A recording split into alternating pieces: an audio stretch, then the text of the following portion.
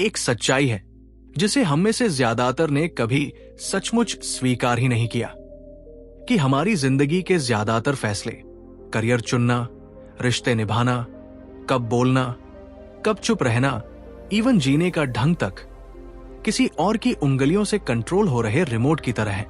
वो बताते हैं हमें क्या होना है, कैसे दिखना है, किससे लड़ना है, किस बात पर हंसना है और किस पर रोना है।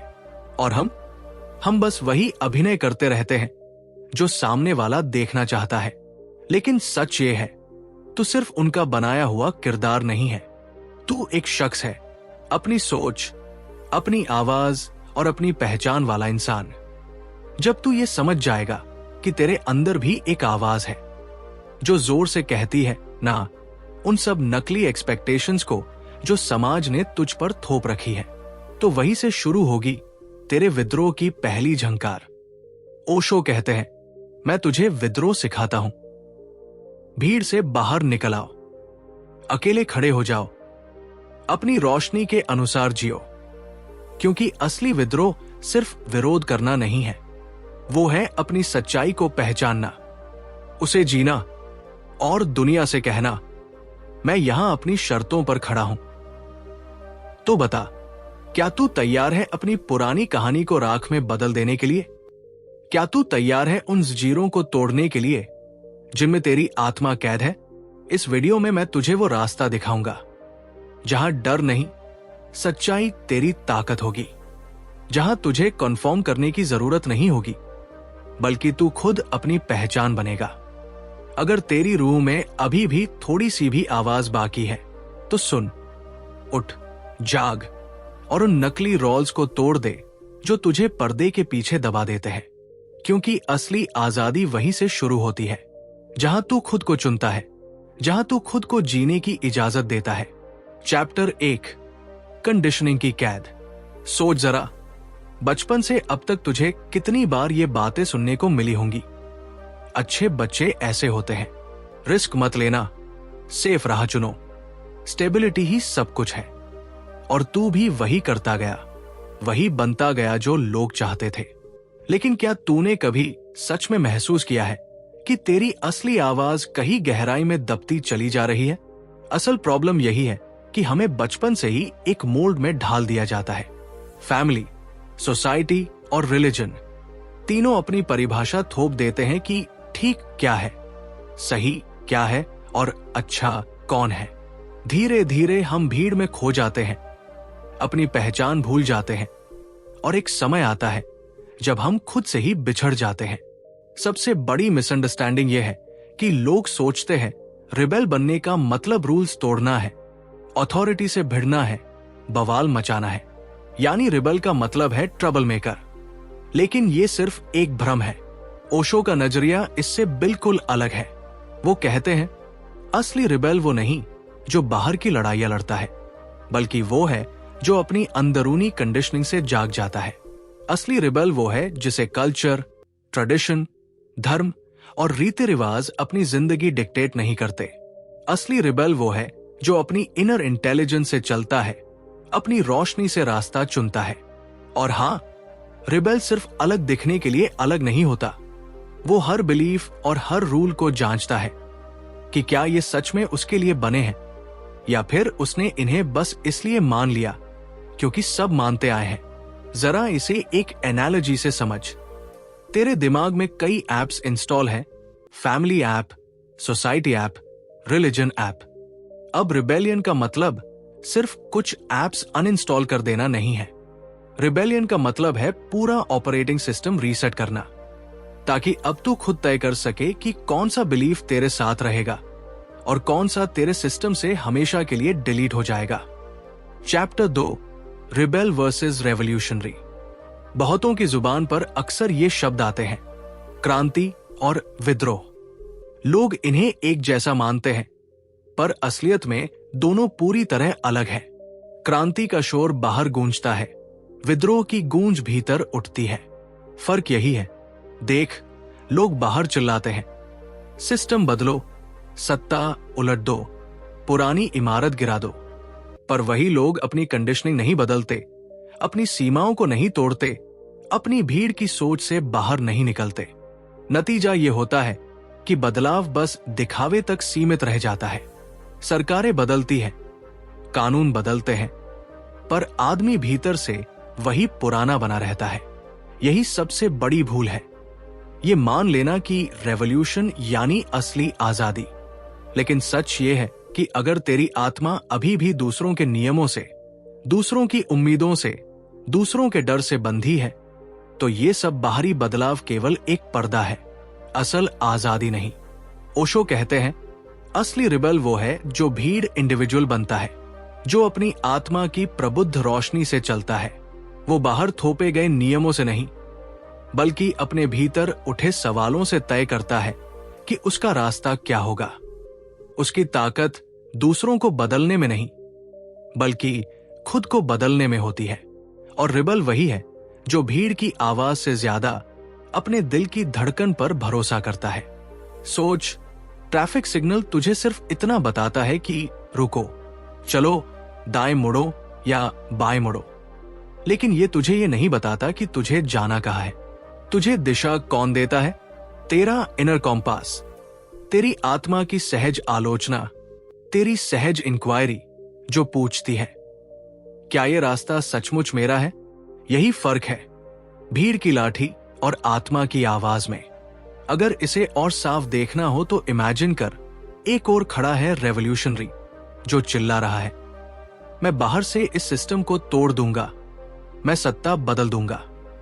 और दूसरी ओर खड़ा है रिबेल जो शांत लेकिन दृढ़ आवाज में कहता है, मैं पहले अपना भीतर बदलूंगा। मैं देखूंगा कि कौन से विश्वास, कौन से डर और कौन सी आदतें मुझे भीड़ का हिस्सा बनाए हुए हैं। मैं अपनी सच्चाई को जिंदा करूंगा। यही है विद्रोह। और अब तेरे लिए एक छोटा सा एक्सपेरिमेंट। आज से अपने फोन की लॉक स्क्रीन पर एक फ्रेज लिख ले, कुछ ऐसा जो तुझे हर बार याद दिलाए कि दिशा तू खुद तय करता है। जैसे, मेरी आत्मा मेरी दिशा है, या भीड़ की आवाज नहीं, मेरी आवाज, या फिर मैं खुद से सच्चा हूं।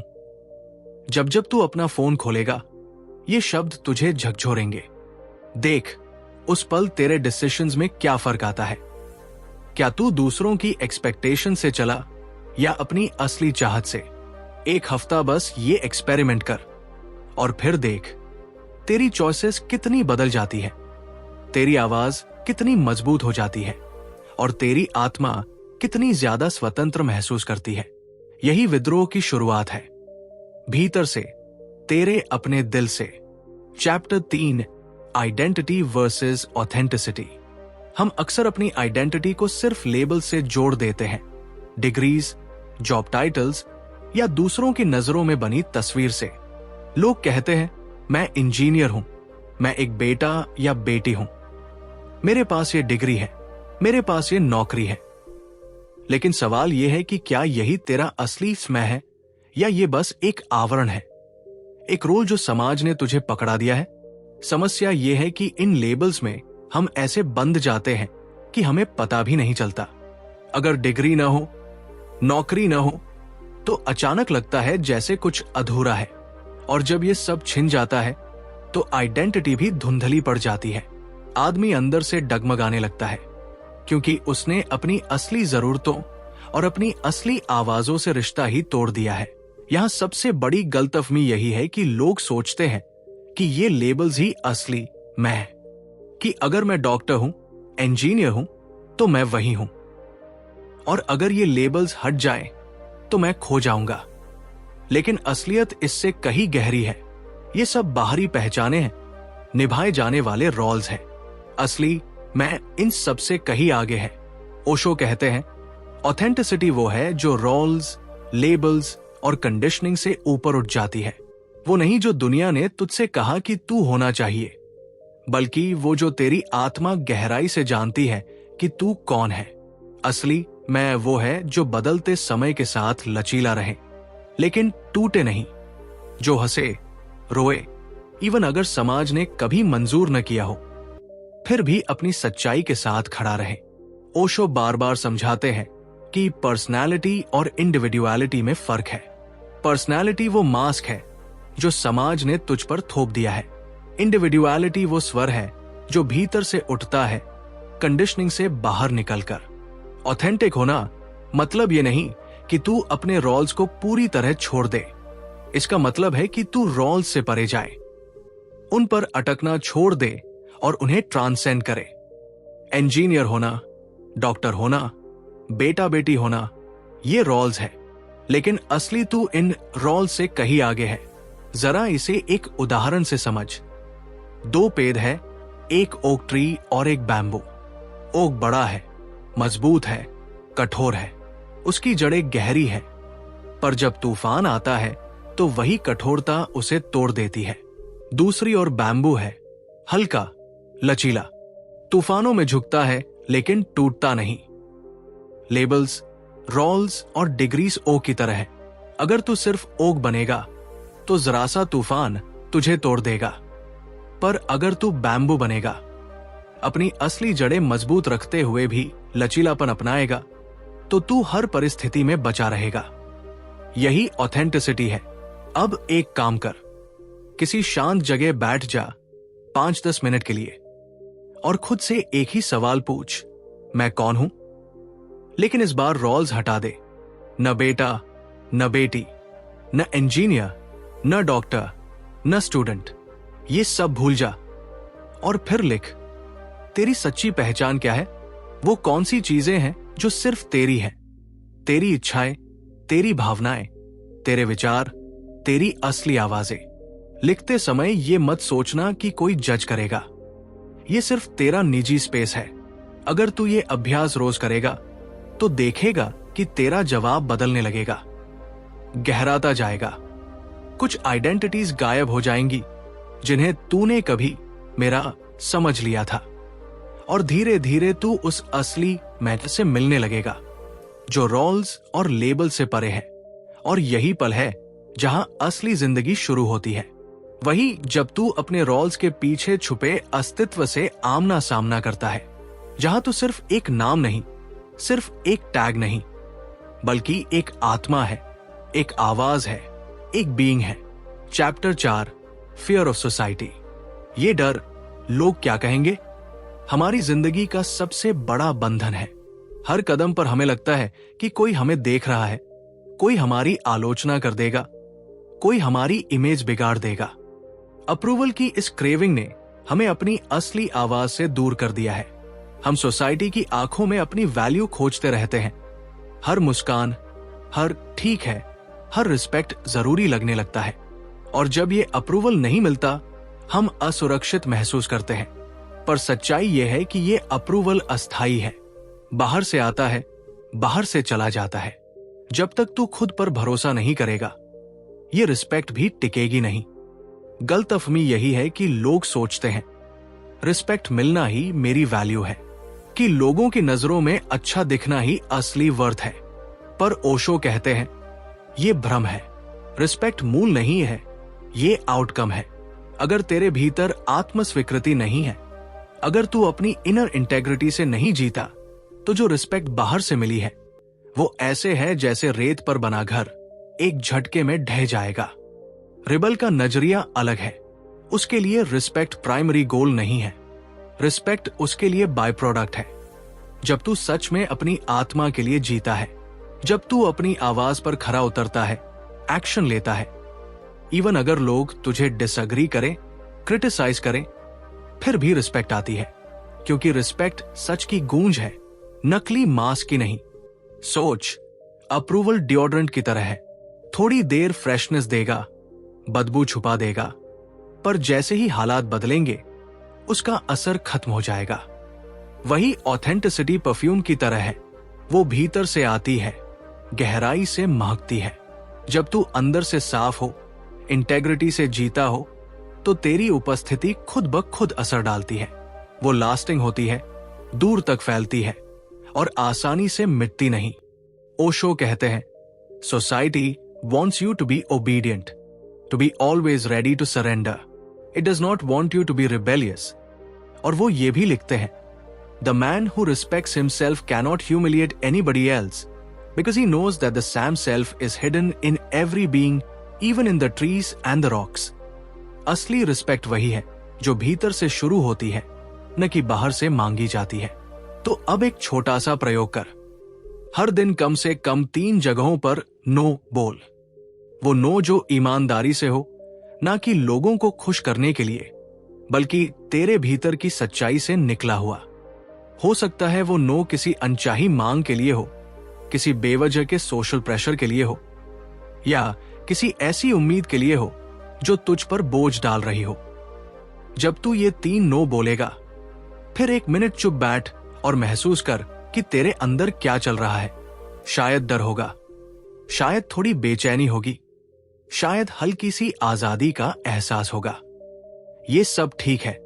ये छोटे छोटे नो ही तुझे भीतर से मजबूत बनाएंगे। यही तेरा पहला कदम होगा, लोगों की नजरों से निकलकर अपनी आत्मा की सुनने की दिशा में। चैप्टर 5, रिबेल और लव का सच। बहुत से लोग प्यार को एक जंजीर मान लेते हैं।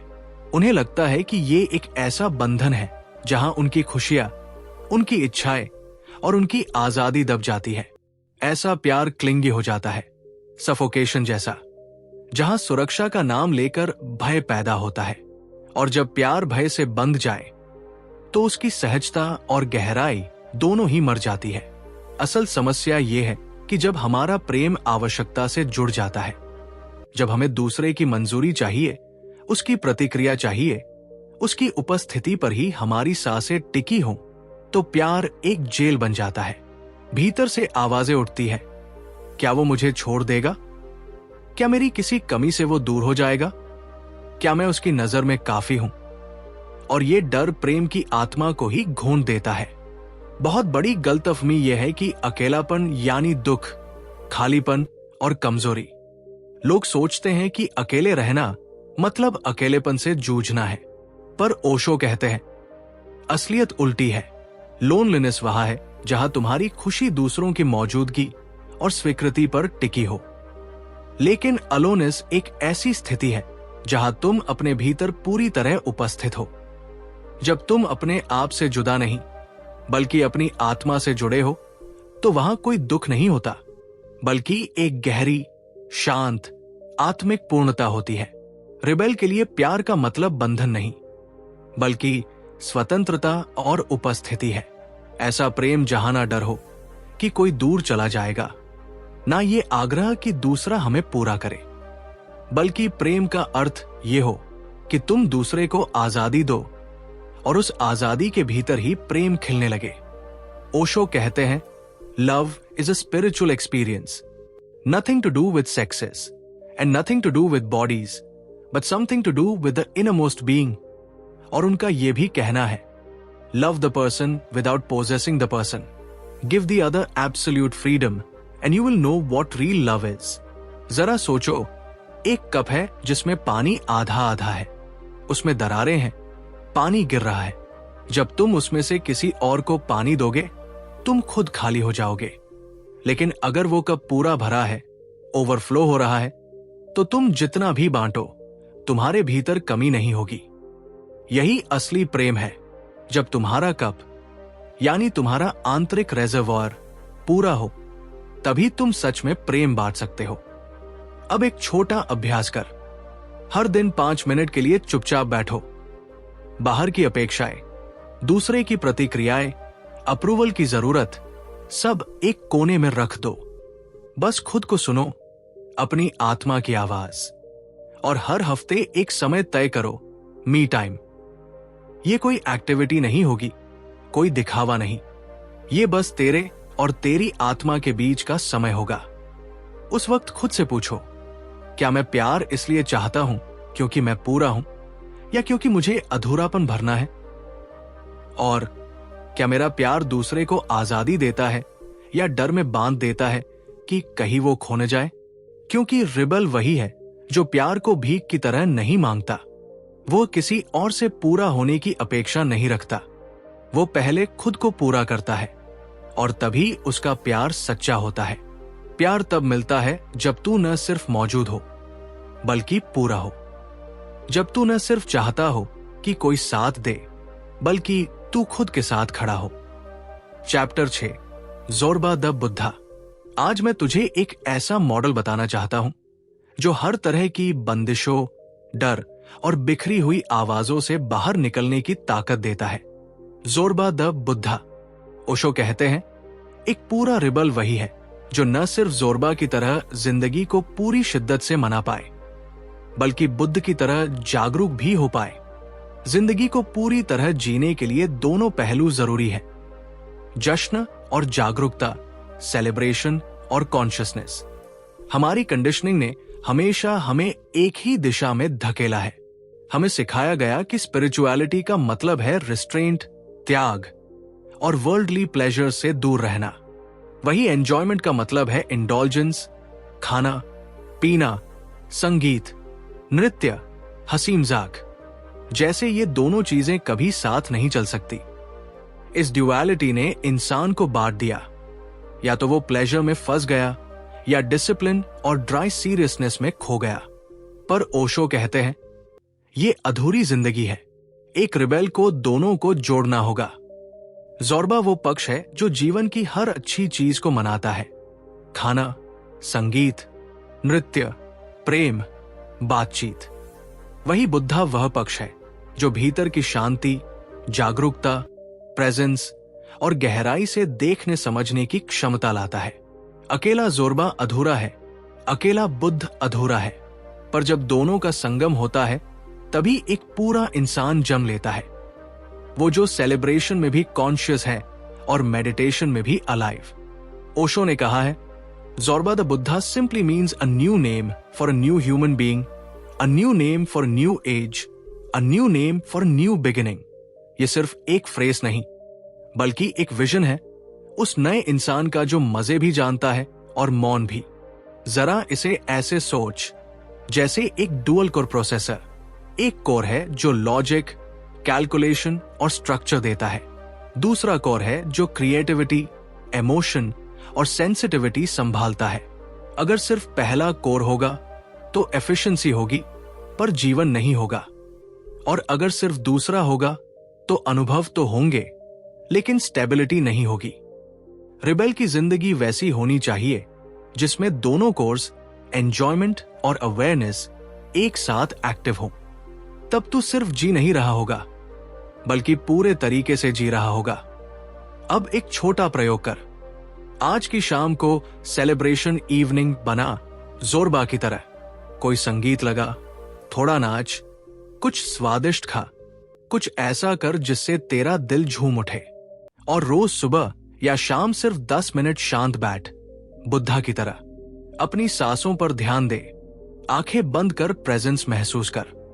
इन दोनों को साथ बांधना सीख। सेलिब्रेशन में जागरूकता और मेडिटेशन में आनंद। क्योंकि पूरा रिबल वही है जो जिंदगी की मिठास को जीता है, लेकिन अपनी आत्मा की आवाज भी नहीं खोता। जो नाचता है पर अपनी पहचान से जुड़ा है, जो शांत बैठता है पर जिंदगी की हर लहर के साथ झूमना भी जानता है। ज़ोरबा और बुद्धा, सेलिब्रेशन और अवेयरनेस, ये सिर्फ दो शब्द नहीं, बल्कि तेरे रिबेल बनने की दिशा है। Chapter 7, creativity work. ज्यादातर लोग मानते हैं कि काम का मतलब है बोझ, वर्क ड्यूटी, रिस्पॉन्सिबिलिटी, मजबूरी। हमें बचपन से यही सिखाया गया, पढ़ लिख कर अच्छी डिग्री लो, नौकरी कर, मेहनत कर और सबको सेटिस्फाई करो। लेकिन इसी कंडीशनिंग में कहीं आत्मा दब जाती है। रोज वही रेपिटेटिव टास्क्स, वही एक्सपेक्टेशंस, वही आउटपुट। काम तो होता है, पर जिंदगी एक रुकी हुई कविता जैसी लगती है। आवाज तो है, पर उसमें कोई संगीत नहीं। यही सबसे बड़ी गलतफहमी है। लोग सोचते हैं क्रिएटिविटी सिर्फ आर्ट, म्यूजिक या पेंटिंग में होती है। वो कहते हैं, मैं तो क्रिएटिव नहीं हूं, मैं तो सिर्फ ऑफिस में बैठता हूं, रिपोर्ट्स बनाता हूं, ईमेल्स भेजता हूं। लेकिन असली क्रिएटिविटी यही है कि तू मोनोटनी को तोड़े, उसी बोरियत को दरार में बदल दे और उसी में से नए रास्ते निकाले। क्रिएटिविटी मतलब हर काम को अपने तरीके से जीना, उसमें अपनी झलक डालना। ओशो कहते हैं, कुछ भी करो, लेकिन प्यार से करो, लगन से करो, तब काम पूजा बन जाता है।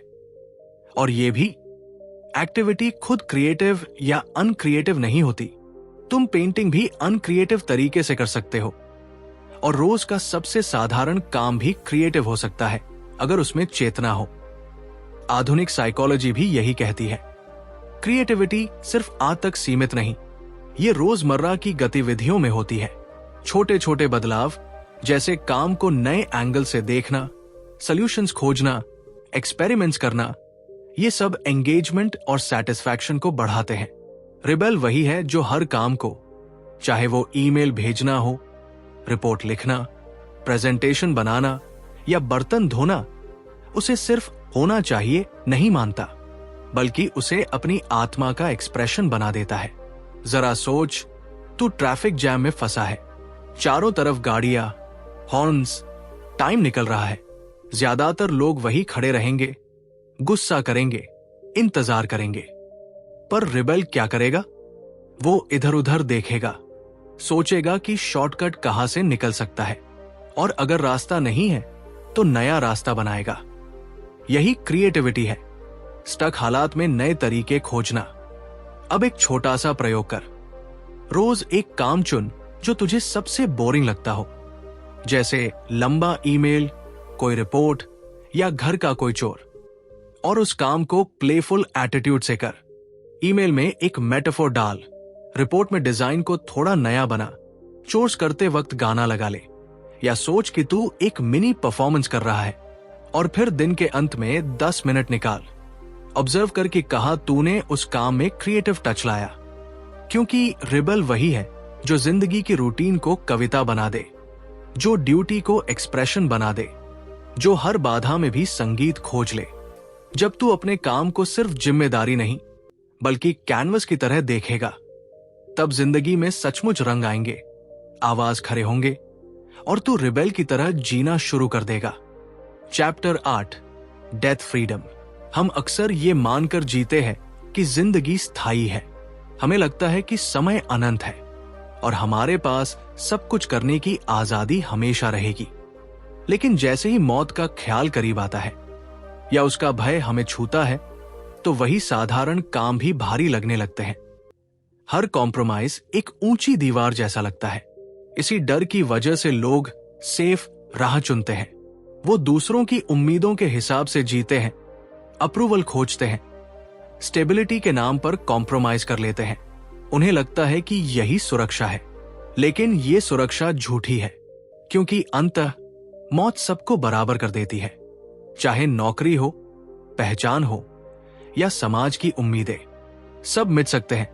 ओशो कहते हैं कि मौत को याद रखना ही जीवन को अनमोल बना देता है। जब हमें सच में पता चलता है कि समय सीमित है, तभी हर चुनाव जागरूक हो जाता है। रिबेल वही है जो मौत से भागता नहीं बल्कि उसे स्वीकार करता है और उसी की छाया में जीवन को पूरी इंटेंसिटी से जीता है। क्योंकि one is afraid of death because one is unaware of what life is. If you know what life is, the fear of death disappears of its own accord. और जैसा ओशो ने कहा, the art of dying is the art of living also. जरा सोचो, एक मोमबत्ती है, जब उसे पता है कि वो पिघलेगी, तब वो और भी तेज चमकती है। उसकी लौ इतनी रोशन होती है कि अंधेरा पीछे हट जाता है। लेकिन अगर उसे ये न पता हो कि उसकी उम्र सीमित है, तो वो लौ धीमी, झिमझिमाती और डरी हुई रहती है। इंसान भी वैसा ही है।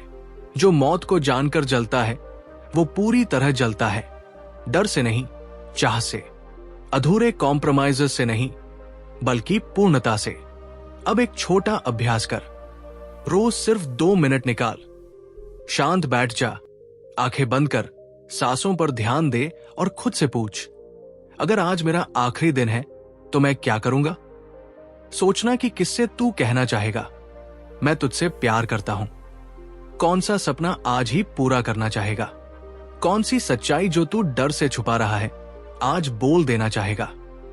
और फिर उस मेडिटेशन में उठी हुई बातों में से कम एक काम उसी दिन कर। क्योंकि जिंदगी मौत से बचाने में नहीं मिलती, असली जिंदगी मौत को याद रखने से मिलती है।